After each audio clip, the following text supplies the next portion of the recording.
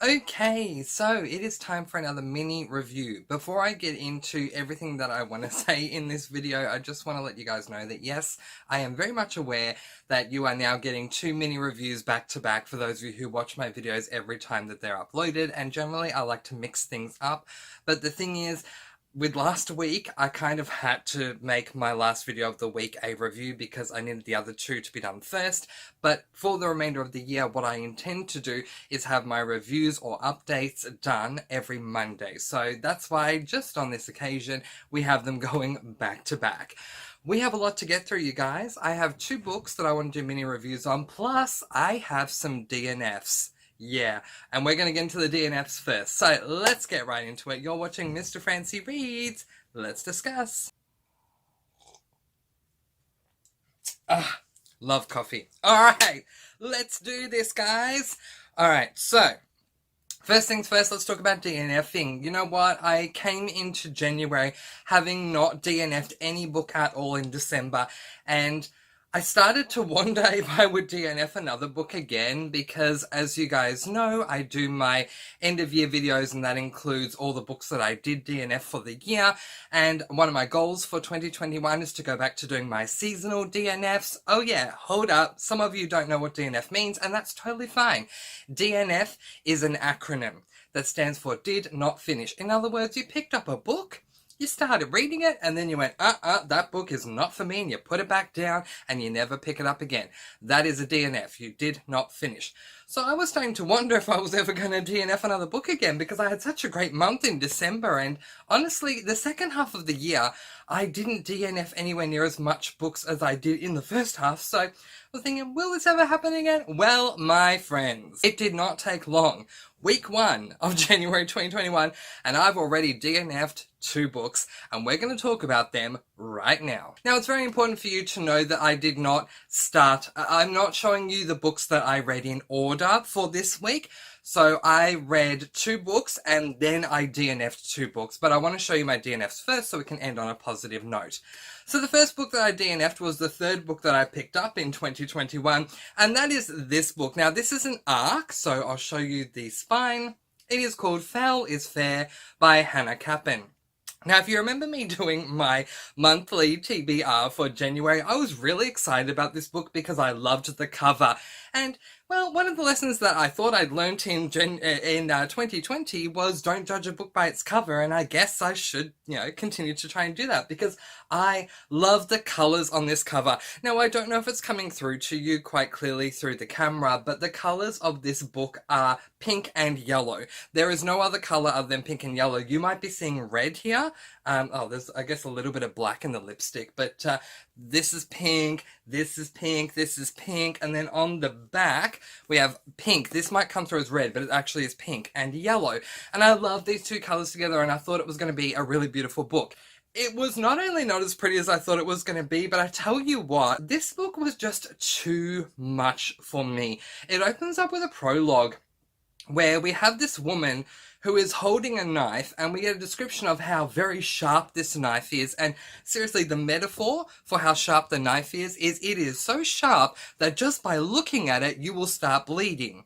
Then we have chapter 1, where she's talking about trying to get some revenge for some really terrible thing that happened, and it was just way too much for me. I have no problem with a revenge story, but this was just way, way, way too violent for me, and I don't want something like this. Well, I mean, I don't mind if a book is has violence, but take me on a journey and progressively get me there. Don't chuck me into a violent pool, okay? And that's what happened. I start reading this book and all of a sudden we have a knife that if you look at it, it makes you bleed just by looking at the knife. Are you serious? No, I'm not ready for this.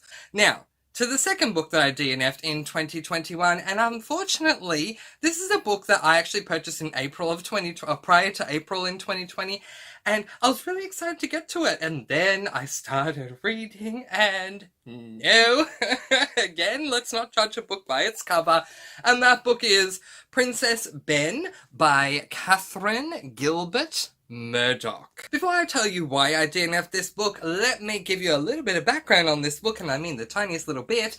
This book was published in 2008, and it claims to be a fantasy, but to me, my issue was the writing style, because it was released in 2008, but it does not read like a 2008 book at all. Such musings, I recognise, are more than a trifle insane, for envisioning what might have been has no more connection to our true reality than a lunatic has to a lemon. Are you kidding me? And this is like within the first couple of sentences of chapter 1, because I didn't want to spoil you guys. No!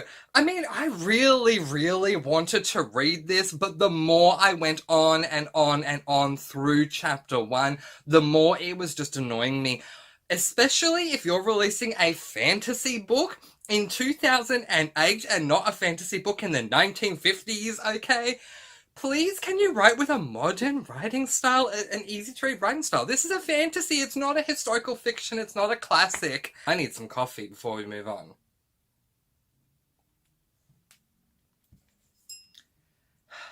So, on to the books that I have finished in the first week of January of 2021 is a book that I actually carried over from December in 2020, but I'd only kind of just started it by the end of December. And it was my only reread that I picked up that I had read in 2020 for the first time. And that book is this one, arguably my favourite book of the year, Mistborn: The Final Empire by Brandon Sanderson. Okay, so when I first read this book, it was in February, right? It was the last book I read in February of 2020, and I absolutely loved this book. I praised this book so high to the mountaintops, and I said that it revolutionized reading for me. And for me to then go from the end of February when I read this book through to the end of December, and this still became equal first with another book for best books that I'd read for the year, it really does say a lot. The reread, though, was even better for me because Brandon Sanderson is just, this man is a visionary. The way that he plans his books, his series, is just so good. And there is just no way, and don't take offense to this, but there is no way that you can fully appreciate his series the first time you read it. And I took a bit of offense when people were saying, and I was watching their videos, but I get it now that I'm rereading. Because when you reread, you see how much Brandon Sanderson has actually planned for throughout the series. There were things that popped up in this book where I was going, oh my goodness, I get why he's doing that, because I can see ahead to the end of this book, or I can see ahead to the end of Mistborn Era 1, why this has now come up, or a character will confront another character and that first character's response is because it is foreshadowing something that you don't see when you first read it, but when you're reading it the second time, you're like, I know what you're doing there. Good job, Brandon Sanderson. The foreshadowing was just incredible. There are so many things that came up in this book that I really, really appreciated. And I do want to talk spoilers with you guys, so I'm going to jump into that in just a moment so that I can, rant or rave to you guys about that stuff. But my reread of Mistborn: The Final Empire did receive 5 stars, so I'm going to leave timestamps in the description below, so if you want to jump around to my next review because you don't want to be spoiled for The Final Empire, then feel free to do so. But before you do, if you are one of those people who's teetering back and forth over whether or not you should read this book, I just have one question to ask you to qualify if you should. Do you love fantasy with magic systems incorporated in fantasy books? If you do, then yes, there is no doubt in my mind that you will not regret picking up Mistborn: The Final Empire. We're rapidly running out of time and I have a whole nother book to review, so let's jump right into the spoiler section, shall we? I'll see you in just a moment. Spoiler, spoiler, spoiler! You have been warned. If you have not read this, I am spoiling it for you. Timestamps below if you want to move on. But we're spoiling right now. Okay guys, I want to talk to you guys about Tensoon, because this is not something that I picked up with my first read because I didn't know how big a character Tensoon was going to become. Lord Renault, yes, despite the fact that Tensoon is playing a character, Lord Renault is a big character in the book, but because when I read this the first time in February, I had not read The Well of Ascension, Tensoon to me didn't really mean much. But now, looking back on it, any mention of the name Tensoon, any mention of Condra, any mention of Mistrace, oh my goodness, Brandon Sanderson did amazing foreshadowing. And moments with Elend, I really appreciate those as well. And moments where Vin is thinking about Elend or talking about Elend when she's not with him, especially with Calcia. The foreshadowing of what's to come with Elend and Vin by the end of the book, but also what we see during the Well of Ascension, I really loved seeing that. The final moment where Vin drops to the balcony and she says to Elend, I have one thing to say to you, Elend Venture, and that is you read too much in front of a lady, and then they run into each other's arms and they kiss and everything. It was just really beautiful. The first time I read this book, I was filled with so much anger. Like, I read Misery in 2020, months after reading this book, but I wanted to reenact Misery, putting Brandon Sanderson in the bed and chopping off his feet after the death of Calcia, because it really upset me. Even by the end of December, Calcia was my favorite male character of the year. This man has a heart of gold. All he wants to do is stop the dystopian world from being exactly that. He wants to help the Scar, the peasant people. He wants them to be treated equally. He is fighting for them.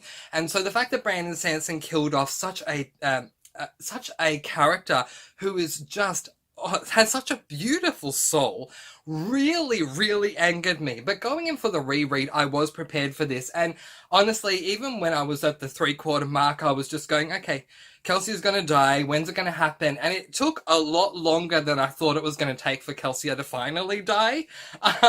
So when he did, I was still upset because I don't like losing Kelsey. And I think that's the worst decision Brandon Sanderson has ever made, is to kill Kelsey. In saying that, I'm coming from a very emotional place when I say that. I even said that with my review when I read it the first time. Logically, I get why Kelsey had to die. It does make sense. And he explained everything in the letter that he wrote. So I do get why he died. I understand that logically. But emotionally, it really, really upset me to the point that I wanted to reenact Misery with Brandon Sanderson. You will not kill off Kelsey. You will find another way. But because I had already been desensitized to it, having read it the first time, having read it now the second time, I really appreciated that Vin Elend moment at the end, where the first time I read it, I was so angry towards Brandon Sanderson that when Vin and Elend were kissing, I was just... I was really upset. I also didn't take note of Vin's age and Kelsey's age the first time that I read it, and that had me thinking that I wanted Vin and Kelsey to be together. Now, anyone who's going to come at me and say whatever, I did take note of the age this time, and I get why they can't be together. And I did appreciate how Kelsey was saying to Vin, in the end, I believe in the letter, I'm going to tell Mari about you. She always wanted a daughter. So I do appreciate that. But when I read the first time, I did not think of the ages. Now I do think of their age. So I completely understand why that wouldn't work. And I found the Elend Vin scene at the end to be really, really, really beautiful. There is a moment between Calcia and Vin that takes place where Vin asks something, don't quote me, along the lines of, are you going to leave me? And Calcia's response to her is very aloof. When I read this the first time, it didn't mean much to me, but again, I'm focusing on the fact that this is a reread for me. This time, again, it's foreshadowing. Oh, he can't answer because he knows there is a very big chance he is going to die. And so, how do you respond to that? And I felt so bad for Kelsey in that moment when Vin asked. I have a lot of love for CZ, and I just wanted to say that, and there are so many characters I love. I loved Breeze the first time I read this. I still love Breeze. That whole moment where everyone is doing the whizzing of the wazzing and the whatever, the whole spook language thing, and Breeze says to them, my gosh, am I the only sane one here? I can't help but be the only person thinking no, because I would agree with you, Breeze. Like, I love Breeze. A lot of people don't love him, but I just do. One thing that I had forgotten about is the massive reveal at the end with the Lord Ruler, and I'm really glad that I had forgotten this, because it allowed me, even upon reread, to go, oh my god, that's why. The Lord Ruler is a ferrochemist. Well, it seems like he has ferrochemy and allomancy, but he is a ferrochemist. He stores a lot of things in his bracelets, and that's why when Vin removes the bracelets from him with her allomancy, that he reverts to the age that he should be, and he practically... I feel like he turned into a pile of goo, but anyway, and then they stab him and he dies. And then all that other stuff happens where he says you have no idea what you've done. But I had forgotten that, and now it makes so much sense, because one thing that I was thinking about in the months to come between February when I had first read this through to picking it up again was, I remember that Vin had removed his bracelets, but why did that cause him to die? That doesn't make sense to me. Like, what? And now, okay, he's a ferrochemist. He stored everything in the metals of his bracelets. So by removing them, he no longer has those stores on him, which is what makes him revert to the age that he should be. And he has lived for over 1,000 years. So, oh my gosh, that was just such an amazing reveal for the second time. So hopefully the third time I read this, and best believe I'm going to read it for a third time at some point, and fourth and fifth and sixth and seventh, one day I'll get to the point where I remember that he's a ferrochemist. One thing that I still don't understand is who the preludes, whatever you call them, the introductions to each chapter, the logbook is written by. It kind of confused me because they were kind of going back and forth between Rashek is someone and the Lord Ruler is someone, but I'm under the impression that Rashek was the Lord Ruler before he was titled the Lord Ruler. That was like his name before he became the Lord Ruler. So am I right on this? Is Rashek and the Lord Ruler the same thing? And was the logbook the Lord Ruler's logbook? Let me know in the comments below, because it's just something that continued to confuse me. But otherwise, I love this book. I gave it 5 stars. We are rapidly running out of time, so we're going to move on to my second review. The second book that I read in the first week of January 2021, and the first official book that I picked up in January of 2021 is this book, Volume 1 in The Princess Diaries by Meg Cabot. I want to start off very quickly talking about those of you who have seen the film and you're considering reading this book. This is spoiler free, so I'm not going to go into too many spoilers. I just need to say a couple of things. First of all, the book, The Princess Diaries, and the film, The Princess Diaries, could not be any more different if they tried. I have seen films take creative liberties from the original source material books for the better and also for the worse, but these two could not be any more different. So please know that going in. I knew one thing going into this book because it was in the premise on the back. So I knew one thing that was different, but I feel like they've changed most things in the film. Also, another thing that you need to know if you have seen the film is Volume 1 does not cover the complete first film. It only covers the first third of the first film because there are many volumes in the Princess Diaries series. So keep that in mind as well. You are not going to end this book with the way that with the big thing that happens, trying to keep it spoiler free, the big thing that happens at the end of the first film, you get nowhere near that at the end of this book because it's only covering the first third. In saying that, I end up giving this book 4 stars for many different reasons, but I will say in the spoiler-free section, one of the biggest reasons, Meg Cabot has created an extremely whiny character in Mia Thermopolis. So in the film, Anne Hathaway does a really good job of, Mia in the first half of the film, Mia in the second half of the film. Again, trying to keep it spoiler-free. But in this book, Mia is extremely whiny, and she has a crutch where she relies on 2 sayings to get her through certain things. The first saying that I want to touch upon is, "and I'm not kidding."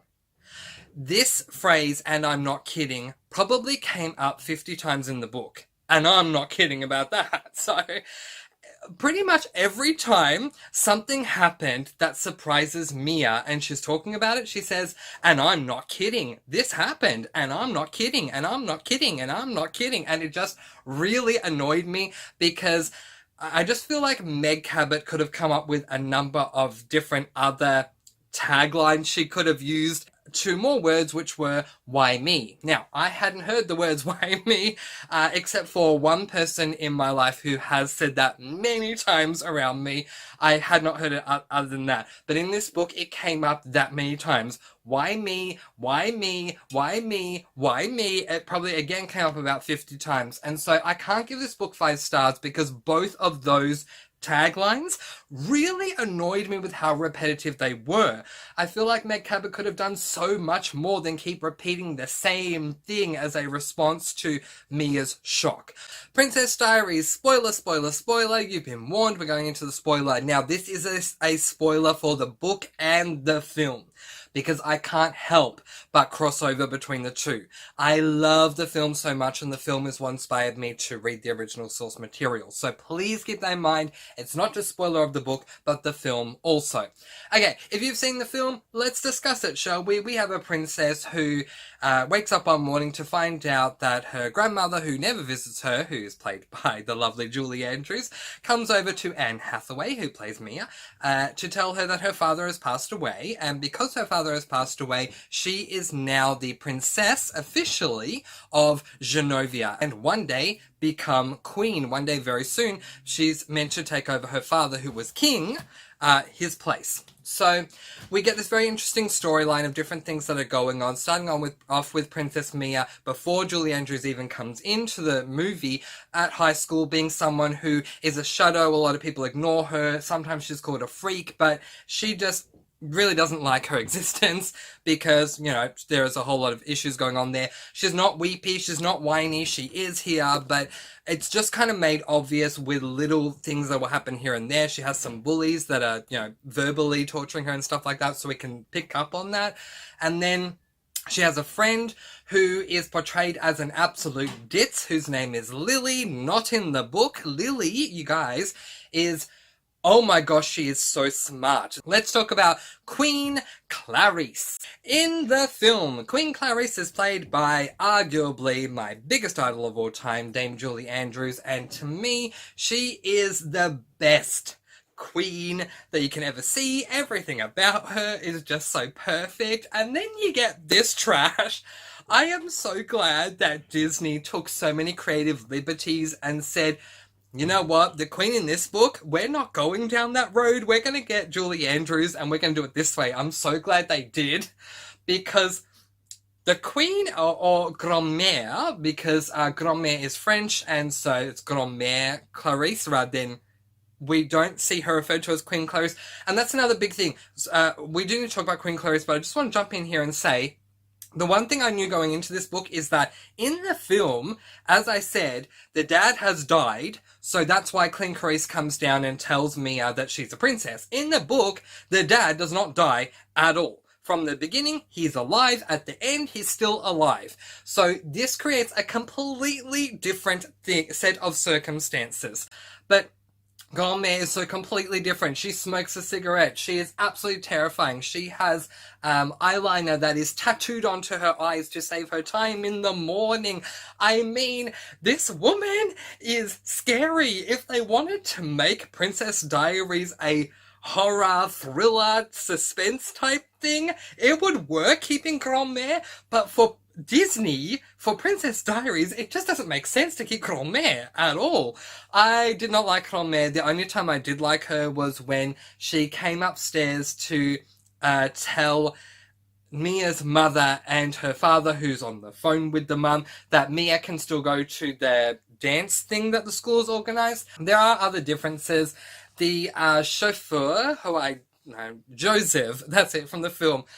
If you can't tell, I love the film so much. In this book, is very different to Joseph. This guy is described as a massive bodybuilder, where Joseph is...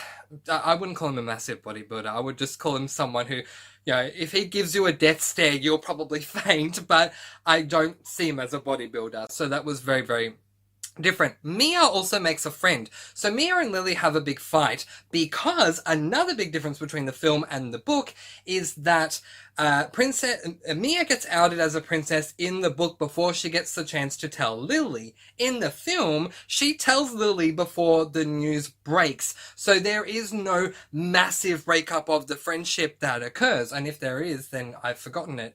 But the one good thing about it is that Mia ends up making a friend, and I don't remember her name, but she makes this friend who is labeled as a freak at the school because she wears a headpiece that I don't remember what it's called in here. It's not a hijab, it's something else like that. Anyway, because of her culture, and so she always ends up sitting alone. She has a bodyguard with her because her dad is a very important person. Everyone just stays away from her. Mia, having nowhere else to sit, asks if she can sit with this girl, and Mia comes to find out that this girl is so lovely, and if anyone had taken a chance on her, they would find that out. She's one of the nicest people ever. Oh my gosh, I wanted to jump in this book and be friends with this girl. She is so nice. But anyway, so I was glad that we got to experience that with her. Let's be real. Ultimately, the film wins for me, hands down. But does that mean that I'm not going to continue on with the series? No, I am going to continue on because there was more than enough here that's piqued my interest that's making me want to continue. 4 stars for Princess Diaries Volume 1, as I'm letting you guys go. Peace, blessings, and so much love. I post videos every Monday, Wednesday, and Friday, and I'll see you again soon. Mwah. Happy reading!